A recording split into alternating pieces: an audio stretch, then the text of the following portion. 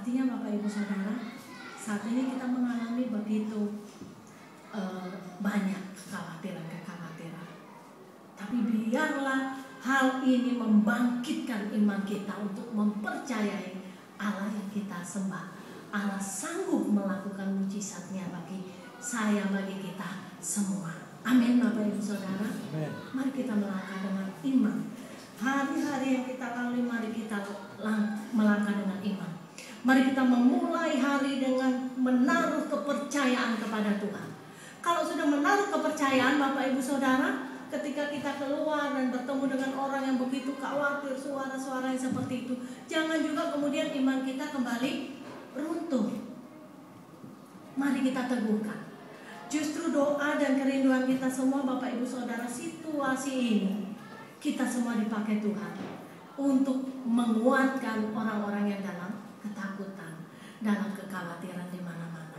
Artinya Bapak Ibu Saudara terus menaruh kepercayaan kepada Tuhan dan berjalan di dalam pimpinan dan bimbingan yang dari Tuhan.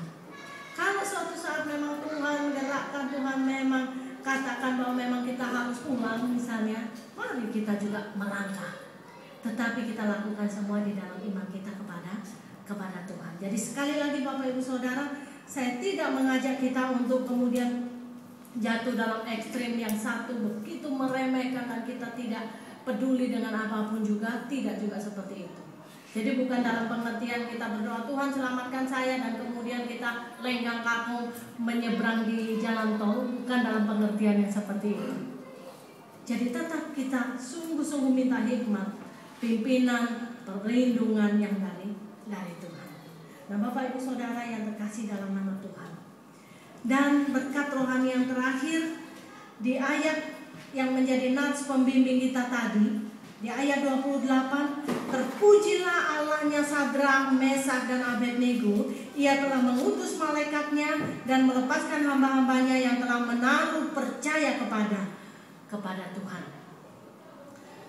Apa yang dialami memang sungguh-sungguh mendatangkan kemuliaan bagi Tuhan. Bahkan dari mulut orang yang tidak mengenal Tuhan, dari mulut orang yang tidak percaya kepada Tuhan, keluar pujian kepada Allah. Jadi Bapak Ibu Saudara, ini juga kiranya sungguh-sungguh menjadi bagian kita semua.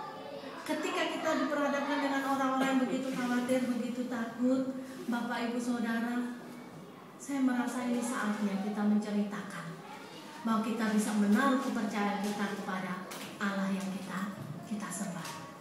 Kita menyerahkan segala kekhawatiran, ketakutan kita kepada Allah yang kita sembah. Mazmur 91 yang kita baca tadi juga kiranya juga sungguh-sungguh kita imani.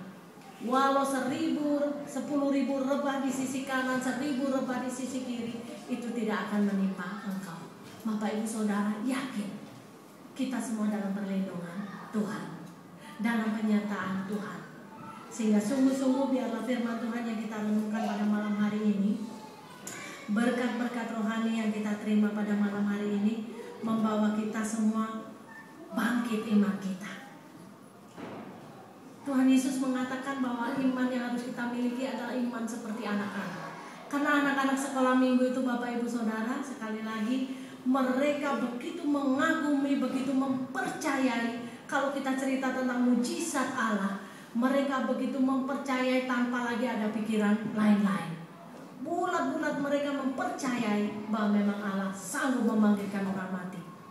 Ketika diceritakan tentang Allah yang menyembuhkan orang kusta, mereka juga begitu percaya Allah di dalam Tuhan Yesus memang sanggup sembuhkan orang